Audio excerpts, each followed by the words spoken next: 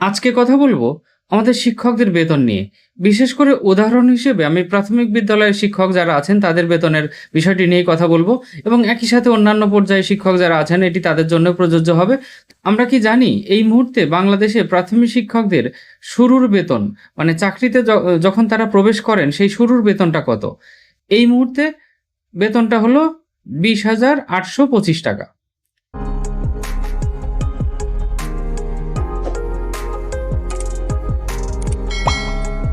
আমাদের শিক্ষকদের যে বেতনটা আমাদের দেশে দেওয়া হয় সেটা কম নাকি বেশি? বেশি নিশ্চয়ই নয়। তো কম হলে কতটা কম সেটা বোঝার জন্য আমার মনে হয় একটু বিশ্বের অন্যান্য দেশের দিকে তাকানো দরকার।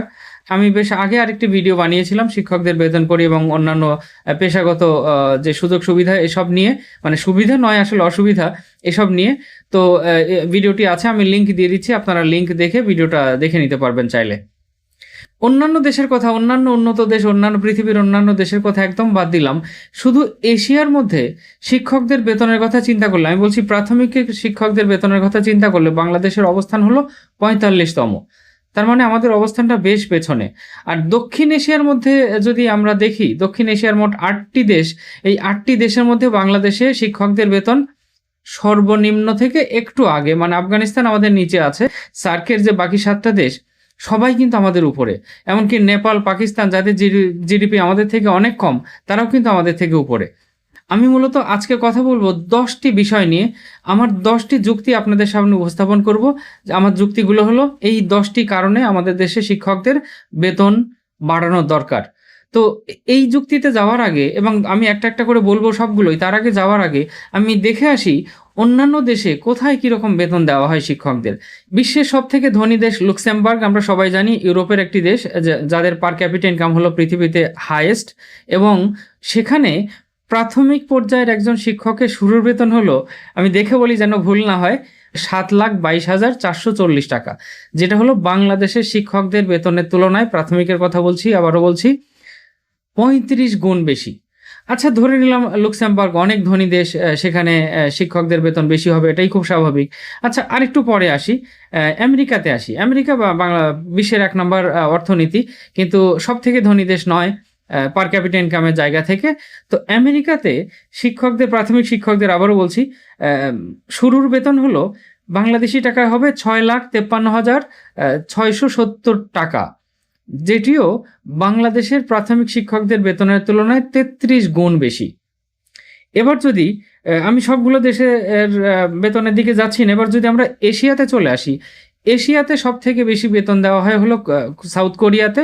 এবং সাউথ কোরিয়াতে শিক্ষকদের যে বেতন সেটা বাংলাদেশি টাকায় হলো 3,39,000। আর জাপানের কথা যদি বলি, জাপানের শিক্ষকদের, মানে প্রাথমিক শিক্ষকদের শুরুর বেতন হলো 2,88,000 টাকার কিছু বেশি, যেটি হলো বাংলাদেশের শিক্ষকদের তুলনায় বেতনটা হলো 14 গুণ বেশি। এই তো গেল বৈশ্বিক প্রেক্ষাপটে শিক্ষকদের বেতন কোথায় কেমন এবং বাংলাদেশের তুলনায় সেটা কতটা বেশি। আর দক্ষিণ এশিয়ার কথা তো আমি আগেই বলেছি।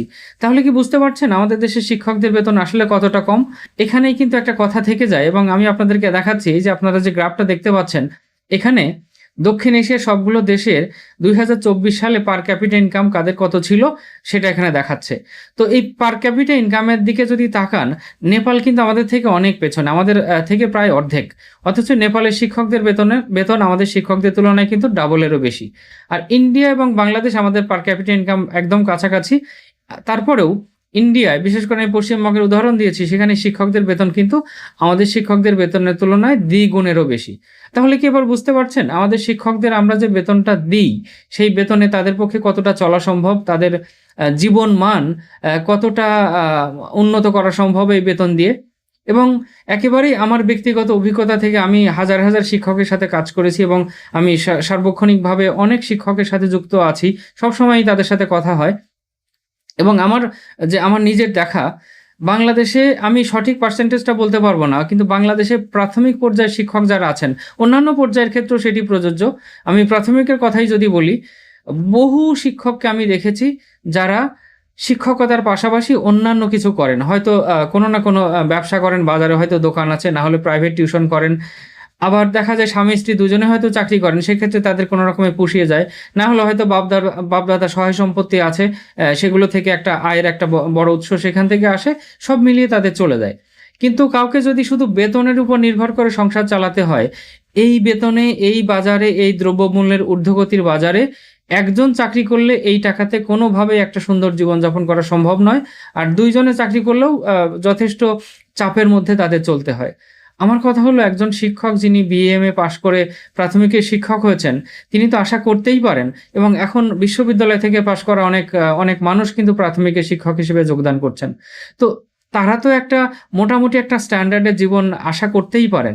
তো সেক্ষেত্রে এই এত কম বেতনে তারা সেটা কিভাবে সেটা পারবেন? এখন আপনাদেরকে এক এক করে এই যে 10টি কারণ, যে 10টি কারণে আমি মনে করছি আমাদের দেশে শিক্ষকদের বেতন বাড়ানো দরকার, বিশেষ করে আমি প্রাথমিক শিক্ষার কথা বলবো এবং অন্যান্য স্তরের শিক্ষকদের ক্ষেত্রেও এটি একইভাবে প্রযোজ্য।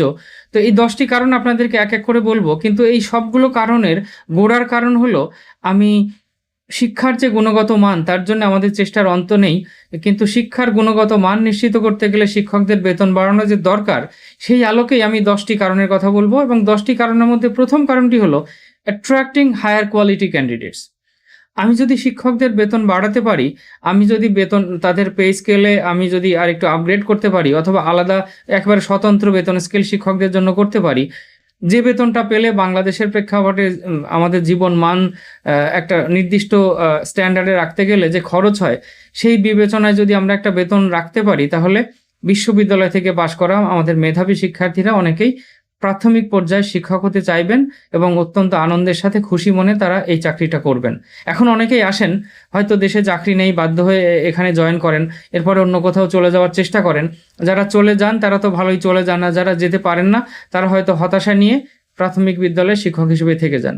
তাই প্রাথমিক শিক্ষার গুণগত মান নিশ্চিত করার জন্য অপেক্ষাকৃত মেধাবী শিক্ষার্থীদের এখানে শিক্ষক হিসেবে পাওয়া দরকার, এবং সেটি পাওয়ার আমার কাছে মনে হয় একমাত্র উপায় হলো বেতন করি বাড়ানো এবং এমন একটা পর্যায়ে নিয়ে যাওয়া যাতে করে তাদেরকে আমরা আকৃষ্ট করতে পারি এবং তারা প্রাথমিকের শিক্ষক হিসেবে যোগদান করেন। বেতন বাড়ানোর ক্ষেত্রে আমার দ্বিতীয় যে যুক্তির কথাটা বলবো সেটা হলো রিডিউসিং টিচার টার্নওভার।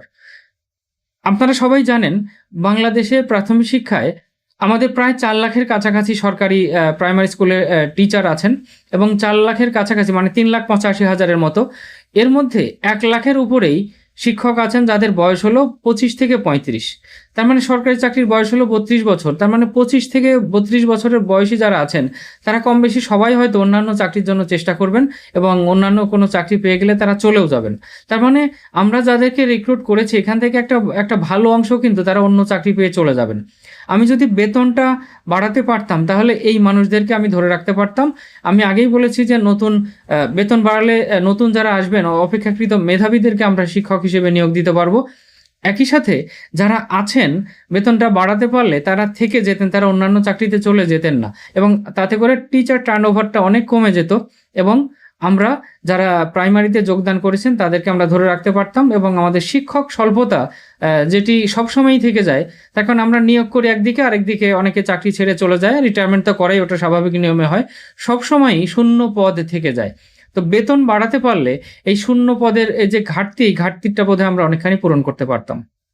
3 নাম্বার যে যুক্তি আমার কাছে সেটি হলো, স্টুডেন্টদের লার্নিং আউটকাম ইমপ্রুভ করতে গেলে শিক্ষকদের অবশ্যই বেতন বাড়ানো দরকার, এবং শিক্ষকদের বেতন বাড়ানোর সাথে মানে বেশি বেতনের সাথে শিক্ষার্থীদের অর্জনের কিন্তু একটা সরাসরি সম্পর্ক আছে।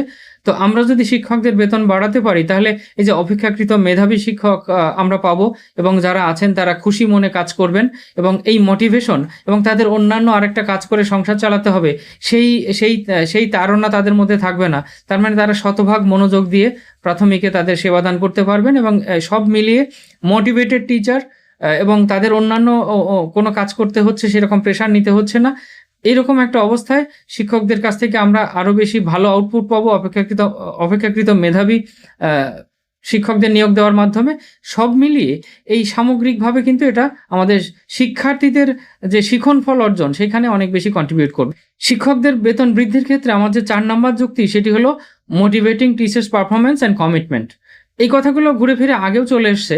মানে শিক্ষকদের পারফরমেন্স, আমরা ভালো পারফরমেন্স যদি চাই, আমি ভালো বেতন না দিলে, শিক্ষককে যদি আমি খুশি না রাখতে পারি, শিক্ষককে সুন্দরভাবে সংসার চালানোর ব্যবস্থা যদি না করতে পারি, তাকে যদি অন্য কোনো সোর্স থেকে ইনকাম করে সংসার চালাতে হবে এরকম একটা অবস্থার মধ্যে এরকম একটা চাপের মধ্যে রেখে দিই, তাহলে সেই শিক্ষকের কাছ থেকে তো আমি 100% কমিটমেন্ট আশা করতে পারি না, এবং মোটিভেশন অবশ্যই আশা করতে পারি না। তা উনি সবসময় ডিসস্যাটিসফাইড থাকবেন, এটা খুবই স্বাভাবিক। আমার বেতনে যদি আমার সংসার না চলে, তাহলে সেই চাকরির প্রতি তো আমার শতভাগ কমিটমেন্ট থাকবে না, আমি শতভাগ মন দিয়ে সেই চাকরিটা করতেও পারবো না। আমার মাথার মধ্যে সবসময়ই আছে আমাকে স্কুল থেকে বের হয়ে অথবা স্কুলে ঢোকার আগে অন্য কিছু একটা করতে হবে, যাতে করে আমি আমার সংসারটা ভালো করে চালাতে পারি। আমার ৫ নাম্বার যে কারণটি, সেটি হলো টিচার অ্যাবসেন্টিজম। বিশেষ করে একটু রিমোট এলাকাতে, সেখানে আমরা শিক্ষকদেরকে মানে পদায়ন করলেও সেখানে তারা নানান রকম তদবির করে তারা শহরের দিকে চলে আসেন, বা অপেক্ষাকৃত যেখানে যাতায়াত সহজ সেই জায়গাগুলোতে চলে আসেন। মানে যত রিমোট স্কুল, সেখানে শিক্ষক স্বল্পতা তত বেশি। শহরে কিন্তু শিক্ষক স্বল্পতা ওইভাবে নেই। এটা কেন হয়? রিমোট এলাকাতে যাতায়াত করাটা যেরকম কষ্টসাধ্য এবং ব্যয়সাধ্য, অনেক ক্ষেত্রে ঝুঁকিপূর্ণ। তা আমি যদি যারা অনেক বেশি রিমোট এলাকাতে কাজ করেন তাদেরকে যদি একটু বাড়তি প্রণোদনা দিই, মানে সেটার জন্য যদি একটা বাড়তি কোনো অ্যালাওয়েন্স থাকে, তাহলে কিন্তু অনেকে এটাতে মোটিভেটেড হবেন ও ওখানে তারা যেতে আগ্রহী হবেন। কিন্তু আমি সবাইকে যদি একই বেতন দিতে চাই, এবং যারা রিমোট এলাকাতে কাজ করবেন অনেক বেশি খরচ করে, অনেক সময় নিয়ে, অনেক কষ্ট করে, অনেক ঝুঁকি নিয়ে তারা অনেক দূরের কোনো স্কুলে যাবেন, নদী পার হয়ে বা পাহাড় ডিঙে কোথাও যাবেন, তার জন্য যদি কোনো বাড়তি সুবিধা না দিই, তাহলে ওনারা এই কষ্টটা কেন করবেন? এই কারণেই ওনারা নানানভাবে তদবির করে শহরের দিকে বা অপেক্ষাকৃত ভালো কোনো জায়গা, যেখানে তাদের বাড়ি থেকে কাছাকাছি এবং কম সময়ে কম খরচে যাতায়াত করা যায়, এরকম কোন একটা স্কুলে আসতে ওনারা পছন্দ করেন। তো ওনাদেরকে দোষ দিয়ে লাভ, এটা তো করবেনই, সবাই তার সুবিধাটা দেখবে। কিন্তু আমরা যদি ওনাদেরকে বাড়তি সুবিধাটা দিতে পারতাম, তাহলে হয়তো ওইসব স্কুলে ওনাদেরকে রাখতে পারতাম। শিক্ষকদের বেতন বৃদ্ধির ক্ষেত্রে আমার ৬ নম্বর যুক্তি হলো প্রমোটিং জেন্ডার ইকুইটি। আমরা সবাই জানি আমাদের প্রাথমিকে অনেক বেশি মহিলা শিক্ষক আছেন, 60 থেকে 70% মতো হলো মহিলা শিক্ষক। তো আমাদের এই যে কম বেতন, এটার কিন্তু ভুক্তভোগী হচ্ছেন আমাদের মহিলা শিক্ষকরাই বেশি। তো আমরা যদি শিক্ষকদের বেতন বাড়াতে পারতাম, তাহলে আমাদের মহিলা শিক্ষকদের বেতন বৃদ্ধি পেত, এবং এতে করে উইমেন এম্পাওয়ারমেন্টের আরেকটি জায়গা আমরা অ্যাড্রেস করতে পারতাম, এবং এতে করে জেন্ডার ইকুইটির জায়গাটা কিন্তু আরেকটু শক্তপোক্ত হতো। আমার পরের যুক্তিটি হলো, আমরা তো দেশের অর্থনীতি নিয়ে ভাবছি এবং আমরা উন্নত দেশের কাতারে যেতে চাই। তো উন্নত দেশের কাতারে যেতে গেলে তো আমাদের সব থেকে বেশি বিনিয়োগ দরকার শিক্ষাতে, এবং শিক্ষায় বিনিয়োগ না করে কিন্তু একটা দেশও উন্নত দেশ হতে পারেনি। এবং সর্বশেষ আমাদের সামনে এক্সাম্পল হলো ভিয়েতনাম কিন্তু শিক্ষায় অনেক বেশি ইনভেস্ট করছে, এবং বিভিন্ন প্রভিন্সে শিক্ষার মানে মোট বাজেটের 20% হলো শিক্ষার কাজে ব্যয় করতে হয়, এটি একেবারে বাধ্যতামূলক। ভিয়েতনাম কিন্তু দ্রুত এগিয়ে যাচ্ছে শিক্ষায় বেশি বিনিয়োগ করার মাধ্যমে, তাদের ইনহাউস ক্যাপাসিটি বিল্ড করছে এভাবে শিক্ষায় বেশি বিনিয়োগ করে। সেই দিক থেকে আমাদের এখানে শিক্ষায় বিনিয়োগ কিন্তু অত্যন্ত কম, জিডিপির অত্যন্ত মানে কম একটা অংশ আমরা বরাদ্দ করছি, 1.76% আমরা বরাদ্দ করছি শিক্ষার কাজে, যেটা হলো জাতিসংঘের কাছে আমরা কমিটেড জিডিপির অন্তত 4% আমরা শিক্ষার কাজে ব্যয় করব। সেখানে 4 কেন, তার অর্ধেকও আমরা ব্যয় করতে পারছি না। তো আমরা যদি শিক্ষায় বেশি বিনিয়োগ করি, তাহলে আমরা দক্ষ জনশক্তি তৈরি করতে পারবো। এবং বাংলাদেশ যেহেতু পৃথিবীর সব থেকে জনবহুল দেশ, তা আমাদের জনসংখ্যা অনেক বেশি, এবং জনসংখ্যার একটা বড় অংশ হলো শিশু এবং কিশোর এবং যুবক। তো আমরা যদি জিডিপির একটা ভালো অংশ আমরা শিক্ষায় বরাদ্দ করতে পারি, এবং সেখান থেকে শিক্ষকদের বেতন বাড়াতে পারি, সেখান থেকে কিন্তু বাংলাদেশের যে উন্নয়ন, সে উন্নয়নের জন্য, উন্নয়নের গোড়ায়, সব দেশেই আসলে উন্নয়নের গোড়ায় থাকে শিক্ষা।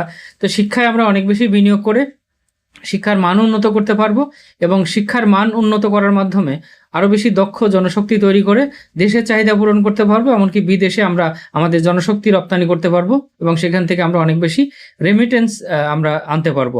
আমাদের দেশে প্রাইভেট এডুকেশনের অবস্থা বোধহয় অতটা খারাপ নয়, যতটা খারাপ আমাদের পাবলিক এডুকেশন সিস্টেমের অবস্থা।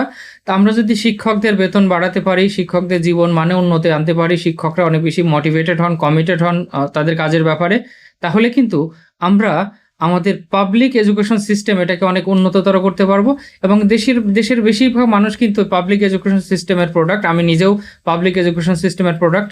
তো পাবলিক এডুকেশন সিস্টেম যদি উন্নত করতে পারি, দেশের আপামর জনসাধারণ, বিশেষ করে প্রান্তিক পর্যায়ের সাধারণ গরিব মানুষ, তাদের প্রাইভেট স্কুলে পড়ানোর সামর্থ্য নেই, আর গ্রাম পর্যায়ে আসলে প্রাইভেট স্কুল সেরকম নেই, ও সেই সুযোগটাও নেই।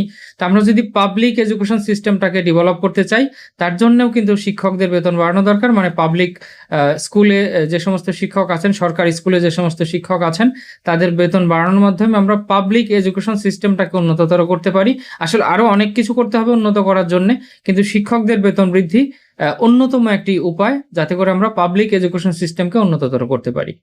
আমার আরেকটি যুক্তি হলো, এই সমাজে আসলে বাংলাদেশে শুধু নয়, গোটা পৃথিবীতেই মানে টাকা দিয়ে আসলে মানুষের মান সম্মান বিচার করা হয়, মানুষের স্ট্যাটাস বিচার করা হয়, কে কত বেতন পান তাই দিয়ে বিচার করা হয়, মানে তিনি কত ভালো চাকরি করেন।